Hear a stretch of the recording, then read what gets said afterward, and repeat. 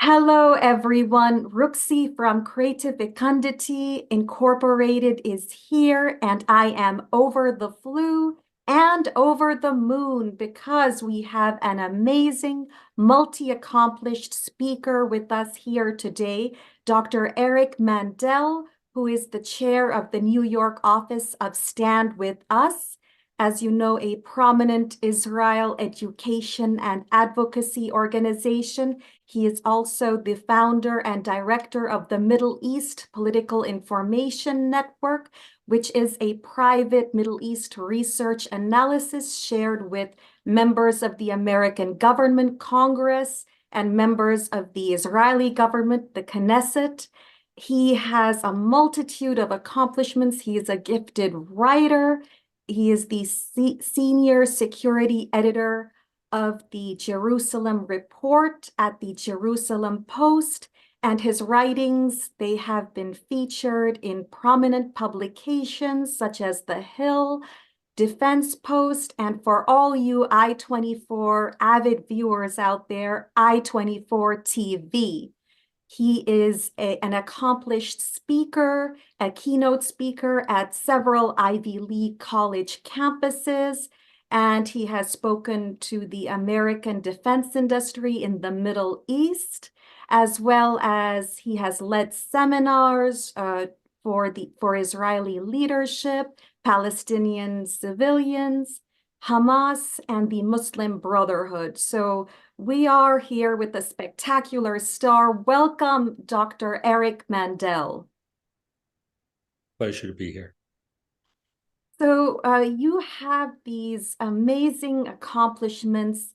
How and why did you decide to pursue a career in Middle East political information and security? So I'm an American who cares very much about American national security interests. I'm an American exceptionalist, and I believe we do much more good in the world than harm, which goes against some of the trends today.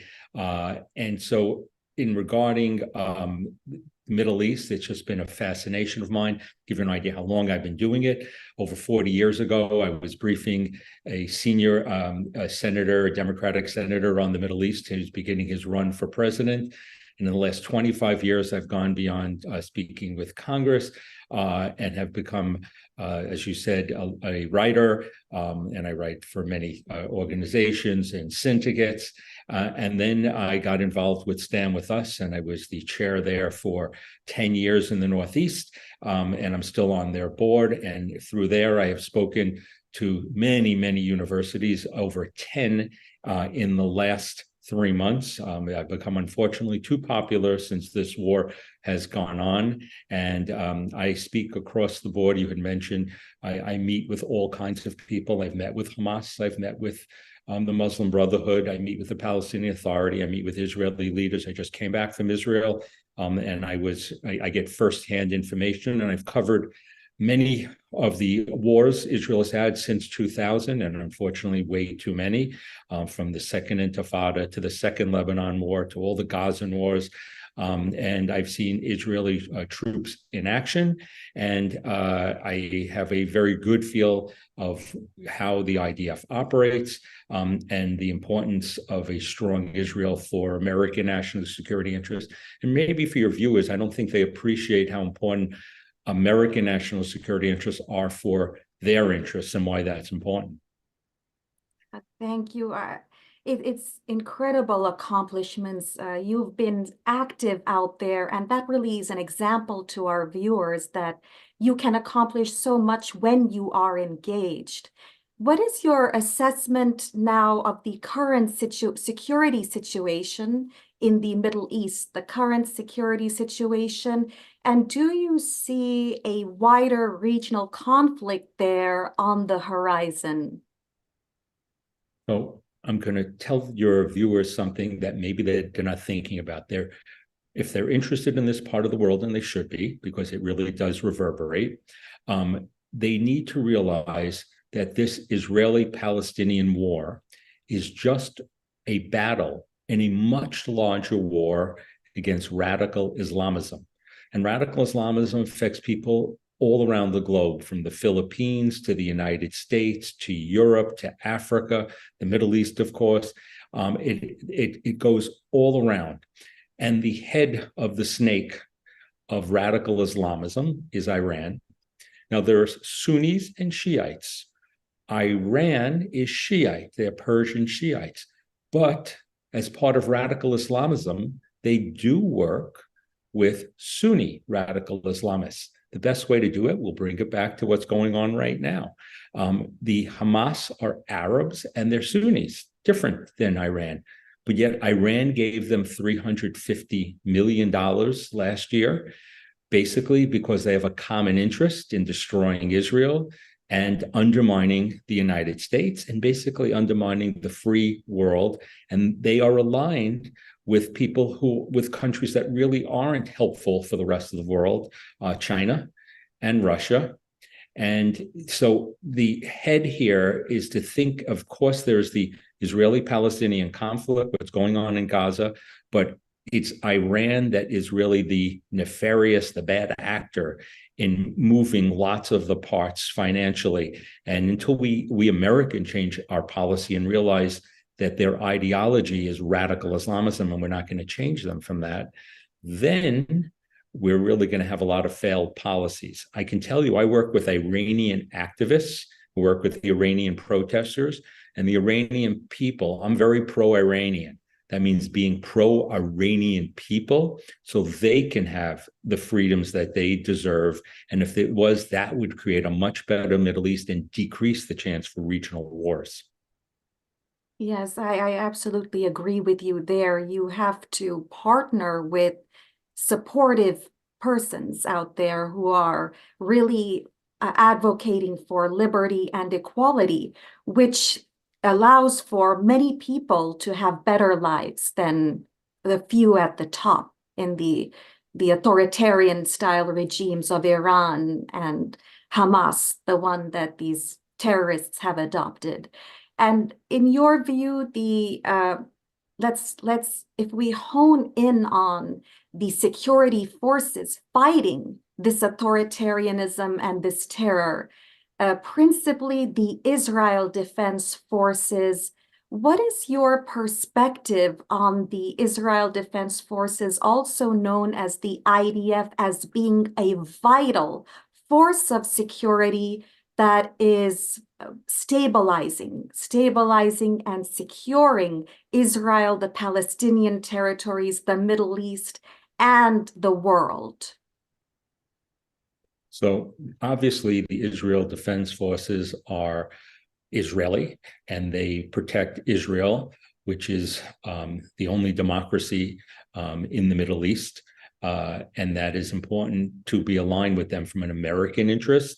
It's like having the equivalent of 6 aircraft carrier groups being there. They're incredibly vital for democratic nations' intelligence in this region, and they are an incredible partner for that. One of the things I think I'd love to touch on, because I think in the world there's a lot of misinformation, so people need to know that I have been, I've covered 5 Gazan wars since 2008. It's 5 too many. But there is some belief, because of the statistics that are coming out of Gaza, that there is disproportionate or collective punishment upon Gazans that are there. And first of all, the loss of every human life, let's start this, is a tragedy. But I teach on proportionality in war, and I can tell you definitively that Israel does not indiscriminately target civilians. It's very hard for people to realize that numbers are not what really explains what proportionality in war is. Proportionality in war, and especially when you're dealing with a terrorist organization that commits 3 war crimes. It uses its own people as human shields. It targets civilian Israeli populations and uses child soldiers, that you are going to have disproportionate numbers. So in just war theory, the only way you can attack areas where there are civilians is if your military gain is significant. Because if Israel could not would not be able to shoot a single bullet if they did not want to harm a civilian, because every civilian, the whole Hamas infrastructure, Palestinian Islamic Jihad, is purposely built within the civilian structures. So to be pro-Palestinian is to be anti-Hamas. So I think many people don't understand that. So the IDF is, and it's the strongest military there, but they are living on a tiny landmass. But because they are such a strong military, that is why the moderate Arab states would like to be with it, mainly Saudi Arabia and the Gulf states. And the only way they're going to go to the United States and go to Israel and want the strong IDF is at the end of this war, Israel is a victor. And you just have to remember, putting this proportionally for everybody to understand, if we in the United States, by numbers of what happened on October 7th, that would have been the equivalent of between about 50 and 70,000 Americans killed. It would have been over 10,000 taken hostage. Think about wherever country you're in. If you're in San Diego and drug cartels came over the border and did this, or if you're in the Philippines and this happened, this kind of horrible thing happened in Manila, or this happened in Australia, and those kind of extraordinary numbers based upon your population happen, no nation can be a nation if it can't protect its own civilians on its own soil. And so the reason Israel is doing this, and Israel has tolerated this way too long, is because this is what nations do. They have to protect their own citizens, or they're not much of a nation. I could not agree with you more. If you think about everyone out there where you're living, to endure a daily barrage of rockets, sirens, the bomb threats, scares, and then this type of massacre, the criminals entering in, violating, mutilating, raping, destroying completely, ripping apart human life. How would you feel? Would you tolerate it? So people have to put themselves in the position, in Israel's position, in the position of those living in the kibbutz whose their family members have been taken hostage by this criminal mass murdering satanic terrorist regime there. They have to put themselves to fully understand and empathize with what is going on, and then they will be able to we will fully be able to support that there needs to be a military intervention to achieve that security, because there is no other way. And also when it comes to the IDF itself, if you look at its composition, what are your thoughts on its composition with its gender, racial, and religious inclusiveness as lending itself to a social justice military, whom Palestinians and Arabs can turn to? As you were saying before, Arabs are the moderate Arabs turning to it, instead of terrorists, guerrilla fighters, and these criminal actors for their security needs. Right. I just want your readers, your listeners to know that I was there on October 7th during the massacre, and I've seen the raw footage of what went on, and it is beyond unimaginable. Basically, the closest I can come is what Nazis did, or what Pol Pot did in Colombia, or what happened in Rwanda. That is what happened on October 7th. Now, it's interesting, we talk about the Israeli people and the IDF. The IDF is a citizen army.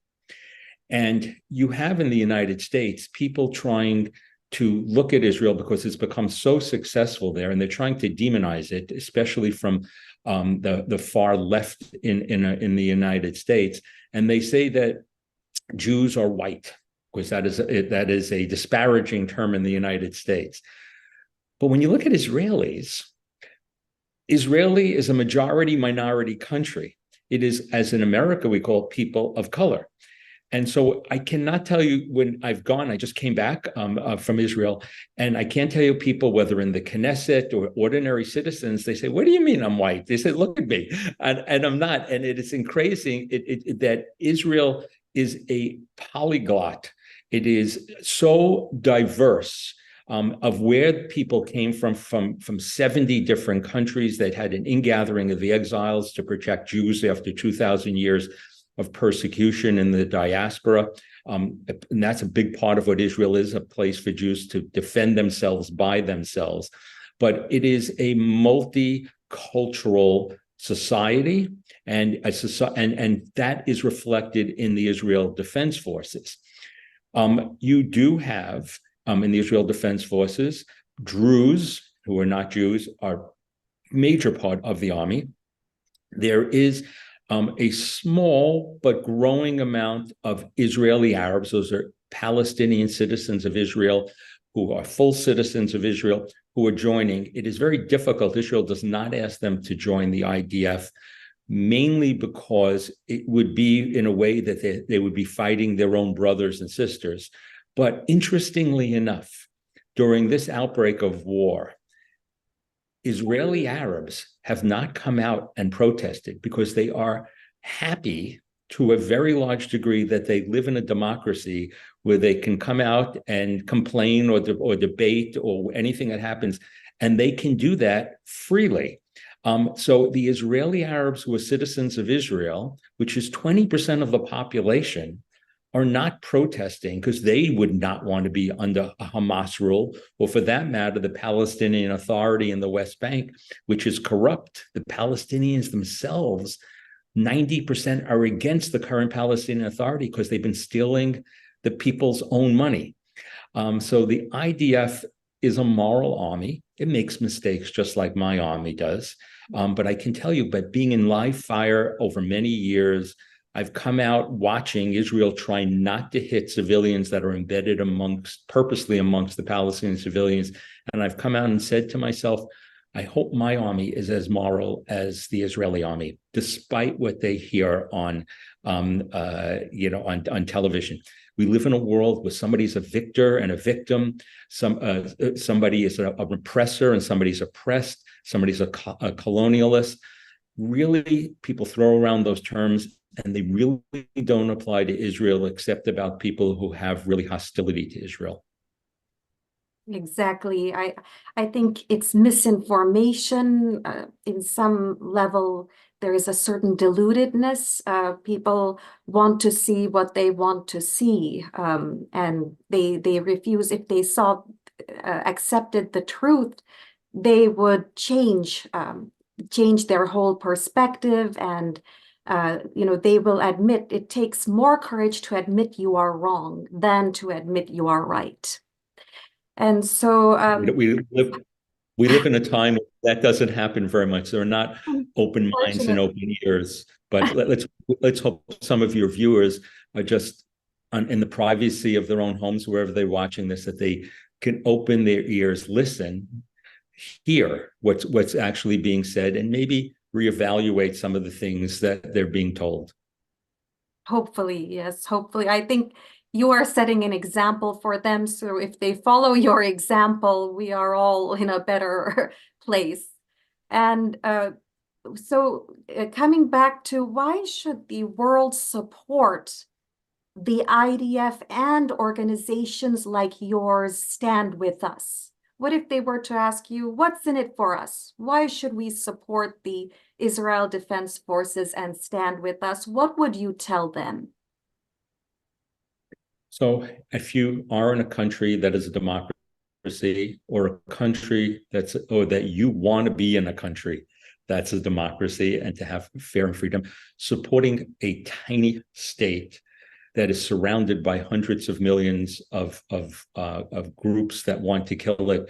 If you want to play that narrative, I don't like to play that narrative, but Israel is the vulnerable party here. If this was all about two states for two peoples, this would have ended in 1949. This is about destroying the Jewish state. This is not about two states with two peoples. Your viewers would probably be surprised to know that as recently as 2008, Israel offered 100% of the disputed territories back to the Palestinians for a state, and East Jerusalem is their capital. And the current Palestinian Authority president never even responded, because this is not a territorial dispute. This is an existential dispute. And until the Palestinian leadership can change, and unfortunately they've been indoctrinated and inciting their own people in the education system, in mosques, in the media and government, this is going to be a long-term battle. So this is really for the hearts and minds of the Palestinian people. So supporting groups like Stand With Us are incredibly important. We'll start with that, because Stand With Us basically fights against Jewish hatred. And much of what goes on, if you read the Hamas charter, it is about killing Jews, eradicating the Jews, really no different from what the Nazis wanted to do. And that's what Al-Qaeda said in all of these radical Islamic groups. So radical Islamic groups, they start with the Jews, but they're not going to end with the Jews. So whatever country you're in, especially if you're in a minority in a country, you are a target. Don't think that it wouldn't happen to you. So what does Stand With Us do? It fights against anti-Semitism. President Biden, earlier in 2023, created a whole anti-Semitism initiative because of the rise of it. There's 20% of my country, unfortunately, from a growing part of the left and, of course, the far right, who have anti-Semitism. And now it's permeated into politics and the far left of one of our parties, and it's really permeated on university campuses. It basically wants to protect all students, but especially Jewish students, who are the most targeted. In the United States, I bet your viewers didn't realize, all religious hate crimes, if you add them up every year for the last decade, for all groups, whether they were targeting Catholics or Muslims or Sikhs or any group, they don't all add up to the amount of Jewish hatred year in and year out. So groups like Stand With Us really do what America is about, protecting the vulnerable, the minorities. And the most vulnerable and most victimized people today are Jewish people. We don't want to be. I'm a Jewish American, but that's what they're up, and they're giving people the tools to fight it, and that is being pro-American. As far as helping the Israel Defense Forces, I, again, speak to Congress, and American national security interests, and I believe the free world's national security interests, are totally tied in with Israel. And Israel and American national security interests are coincident 95 to 98% of the time. And so supporting Israel, supporting the IDF, is a way to support freedom of what's out there and stability there. The focus should be against Iran and radical Islamism, and we support them. Now, you cannot give bullets to a foreign government, and that's what Israel is, but people can help Israel through Stand With Us, which does a tremendous amount of education and help around the world. And groups like Friends of the Israel Defense Forces, they can help and support they could help soldiers not with weapons, but making their lives easier. Perhaps when the weather is cold, they can have a long underwear to make lives a little better, or recreational things, and they do wonderful work for them. But I think this is about, we need to be a point here, and maybe for Americans who can remember, it's a 9/11 point here. Israel's 9/11 occurred on October 7th. And we, just like the world came to America's aid in 9/11, the world needs to realize that Israel, the little Satan that Iran calls it, is America being the big Satan, needs help. And they are being portrayed negatively, and the forces are being blamed for things that they don't do. It's a very, very hard fight, again, when you're dealing in asymmetric warfare, urban warfare, with people using as their fodder their own people. It's incomprehensible. But try to empathize as best you can, at least sympathize with Israelis. I go there, you cannot believe almost every Israeli is 1 degree of separation. It's a tiny nation from hostages or people killed or people called up in the reserves. I know a family, the 69-year-old father was called up, his son, his daughter-in-law, his son-in-law, on the front lines, doing these things for their country because they have no other country. And as Joe Biden said, if there is no Israel, no Jew is safe in the world. If no Jew is safe in the world, that is a worldwide problem. That's because, as I say, Israel is the canary in the coal mine. And so it is important to support Israel, legitimately criticize it when it makes mistakes, and it does. But overall, this is a righteous cause, and groups like Stand With Us are an important part in helping people do the right thing wherever you are in the world, and to reach out and use their resources, the amazing resources with facts and context. Thank you immensely, Dr. Mandel. And for all of you out there, you heed our call, Dr. Mandel's and my call. And so what we're doing, if you remember in the previous video, I shared protective pincers. We will grab those out. And then what you're going to do is click down in the description box to this video, because there are 2 links. One is a donation link to the Israel Defense Forces, Friends of the Israel Defense Forces fundraiser campaign I am doing. And the second link is the Stand With Us, the donation link. So at least all of you out there, especially everyone with incomes above the poverty line, you can at least make a $1 donation each. So we'll call this a dual donation. One to the IDF fundraiser, link below, and one to Stand With Us below. And collectively, if everyone makes that $1 donation, of course, you wealthy out there can donate hundreds, thousands more. But think collectively, you will impact a large scale, on a large level, your support for the IDF and Stand With Us. You will protect Israeli civilians, the nation, Palestinian civilians, the nation, and establish the secure world that you want to see.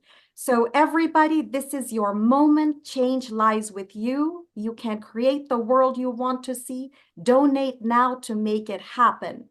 And usually, Dr. Mandel, with all my guests, so I usually have a little keepsake that I have kept that reminds me of the speaker. So I have this fortune, a slip from a fortune cookie that reminds me, it embodies, encapsulates your spirit. And it says, people don't care how much that you know until they know how much you care.